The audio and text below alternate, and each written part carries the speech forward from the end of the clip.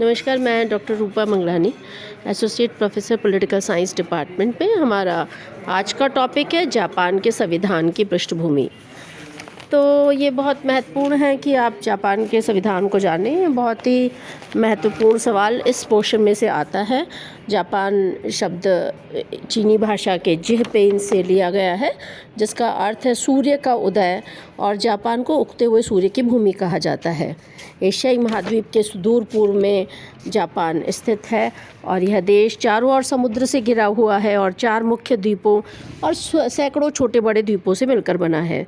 4 मुख्य द्वीप हैं, होकाइडो, होशु, शिकोकू और क्यूशु। ये 4 मुख्य द्वीप हैं। तो आप जानिए ये 4 द्वीपों के नाम। और इसमें सबसे विशाल और सर्वाधिक महत्वपूर्ण द्वीप होशु है तथा जापान के प्राचीन बड़े नगर मुख्य बंदरगाह होशु द्वीप में ही स्थित है। जापान की शासन प्रणाली के अध्ययन के महत्व को देखा जाए तो जापान के शासन प्रणाली के अध्ययन का महत्व निम्न बिंदुओं में बताया जा सकता है। जापान एक प्रगतिशील देश है। प्राकृतिक साधन अल्प होते हुए भी जापान ने आर्थिक और तकनीकी क्षेत्र में उल्लेखनीय प्रगति की है। हम सब जानते हैं कि द्वितीय विश्व युद्ध में नागासाकी और हिरोशिमा पे जब आणविक बम गिरा तो जापान का बहुत तबाह हो गया था, नष्ट हो गया था। लेकिन उसके बाद भी उसने बहुत तकनीकी प्रगति की है। द्वितीय विश्व युद्ध के बाद अपनी मेहनत से, परिश्रम से जापानी लोगों ने एक मुकाम बनाया है। ये विश्व के समृद्धतम देशों को चुनौती दे रहा है। जापान की ये उल्लेखनीय प्रगति विश्व के लिए प्रेरणा का स्रोत है। तो शासन प्रणाली का अध्ययन करके हम जापान की आर्थिक प्रगति का भी ज्ञान प्राप्त कर सकते हैं। इसीलिए जापान एक प्रगतिशील देश के रूप में उसका अध्ययन आवश्यक है। जापान एशियाई जागरण का भी प्रतीक है।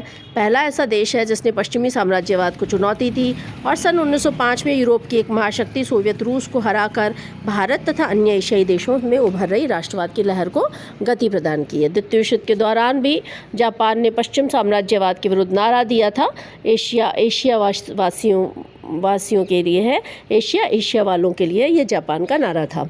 आज एशियाई नवोदय अंतर्राष्ट्रीय राजनीति का तथ्य बन चुका है और एशियाई जागरण के प्रतीक देश जापान की शासन व्यवस्था का अध्ययन बहुत महत्वपूर्ण है। एशिया में संसदात्मक पद्धति का जनक माना जाता है। सर्वप्रथम संसदीय शासन पद्धति को जापान में ही अपनाया गया था। जिस प्रकार दुनिया में ब्रिटिश शासन पद्धति जो है संसदीय शासन व्यवस्था की जननी माना जाता है, ऐसे ही एशिया में सबसे पहले संसदीय शासन व्यवस्था को जापान ने अपनाया था। इसीलिए जी.एम. काहिन जैसे विद्वान हैं जो कि कहते हैं कि जापान में संसदीय संस्थाओं का इतिहास एशिया में सबसे प्राचीन है, जबकि एशिया के अन्य देश पाश्चात्य साम्राज्यवाद का शिकार हो गए थे। जापान में संसद की स्थापना बहुत पहले 1890 में ही हो गई थी। राजनीतिक संस्थाओं का अध्ययन करने वाले विद्यार्थी के लिए यह जानकारी आवश्यक है कि जापान ने सर्वसत्तावाद के बावजूद किस प्रकार लोकतांत्रिक परंपराओं को अपनाया है।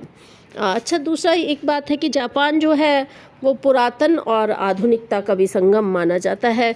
जापान आप सभी जानते हैं, क्योंकि संसदीय शासन व्यवस्था का हम अध्ययन करते हैं तो हम जानते हैं कि दुनिया में अध्यक्षात्मक शासन व्यवस्था का पितामह संयुक्त राज्य अमेरिका को माना जाता है और ब्रिटेन को संसदीय शासन व्यवस्था की जननी अपनाया जाता है। भारत ने भी ब्रिटेन के तरह ही संसदीय शासन व्यवस्था को अपनाया है। हम जानते हैं कि संसदीय शासन व्यवस्था में कार्यपालिका संसद के प्रति उत्तरदायी होती है और आमतौर पे कार्यपालिका लोकप्रिय सदन या निम्न सदन के प्रति उत्तरदायी होती हैं। संसद के 2 सदन राज्यसभा और लोकसभा होते हैं और संसदीय शासन व्यवस्था में मंत्रिमंडल जो है वो एक के लिए सब और सब एक के लिए के रूप में कार्य करते हैं। मंत्रिमंडल जो है सामूहिक उत्तरदायित्व के सिद्धांत के अनुसार कार्य करती है और संसद की प्रधानता होती है। तो संसदीय शासन व्यवस्था को अपनाते हुए जापान ने 1890 में ही बहुत पहले संसद की स्थापना कर ली थी। तो जो भी पॉलिटिकल साइंस के स्टूडेंट्स हैं उनके लिए बहुत आवश्यक है कि वो पॉलिटिकल इंस्टीट्यूशन का जब अध्ययन करें तो जापान के संविधान का भी अध्ययन करें।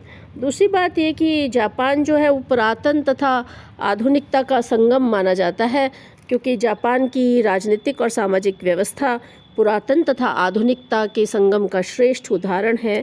जापान के शासन में आपको प्राचीनतम तत्व भी मिल जाएंगे और आधुनिक तत्व भी मिल जाएंगे। जापान के शासन में प्राचीनतम धारणा धर्मतंत्र की रही है। वास्तव में शिंटो धर्म का जापान के संविधान पर अत्यधिक प्रभाव था, जिसके अनुसार धर्म और शासन में अंतर नहीं किया जाता था, अर्थात धर्म की शासन पर प्रधानता थी।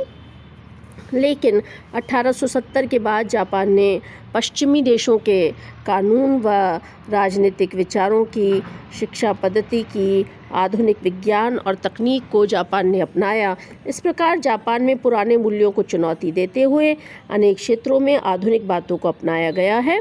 वहाँ दूसरी ओर जापान में पुरानी संस्कृति, परंपराओं का प्रभाव भी अब तक कायम है। तो इस प्रकार जापान की शासन पद्धति का विशेष महत्व है। पॉलिटिकल साइंस के स्टूडेंट को जापान की शासन पद्धति का अध्ययन करना चाहिए, क्योंकि जापान की शासन व्यवस्था दुर्लभ विशेषताएं हैं और ये दुर्लभ विशेषताएं राजनीति विज्ञान के विद्यार्थियों को जानना चाहिए। मैं आपको बताना चाहती हूँ कि जापान में पुराने जापान के संविधान में सम्राट का अत्यधिक प्रभाव रहा, लेकिन 1947 के बाद जो जापान का संविधान लागू हुआ, उस शासन व्यवस्था में सम्राट का प्रभाव अपेक्षाकृत कम रहा। संसदीय शासन व्यवस्था का प्रभाव रहा। डाइट जो कि जापान की संविधान संसद है, उसका ज़्यादा प्रभाव रहा। पुराने संविधान को मेइजी संविधान भी कहा जाता है। तो मेइजी संविधान के अंतर्गत जापान के नागरिकों को बहुत ही सीमित अधिकार दिए गए थे और उन पर सरकार ने अनेक प्रकार के प्रतिबंध लगाए थे।